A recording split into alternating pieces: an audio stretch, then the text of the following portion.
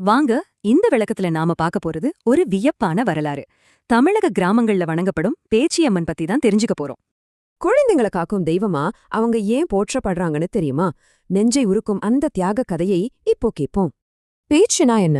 குழந்தைகளை தன் உயிரை விட மேலா காக்கும் தாய். இதுதான் மக்களோட நம்பிக்கை, அவங்களோட அடையாளமும் கூட.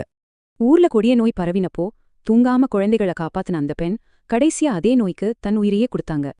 ஆனா பாருங்க, அவங்க இறந்த பின்னும் ராத்திரியில் அழும் குழந்தைகள் தானாகவே அமைதியானாங்க.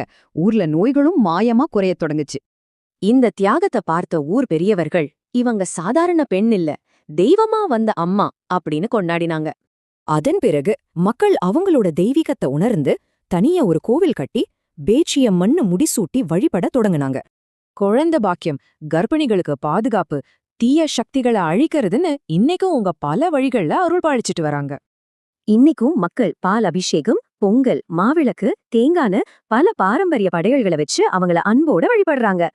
குறிப்பா சொல்லணும்னா ஆடி பங்குனி மாதங்கள்ல பேச்சியம்மன் கோவில்கள்ல திருவிழாக்கள் ரொம்பவே கோலாகலமா நடக்கிறத நம்ம இன்னிக்கும் பார்க்கலாம். பேச்சியம்மன் கோவப்படக்கூடாது, அவ குழந்தைகளை காப்பவள்ங்கிற கிராமத்து நம்பிக்கை அவங்களோட வலிமையான பாதுகாப்பை நமக்கு தெளிவா உணர்த்துது. ஒரு மனுஷியோட கருணை எப்படி காலத்தை வென்று தெய்வமா மாறுதுங்கிறது ஆச்சரியம்தான்.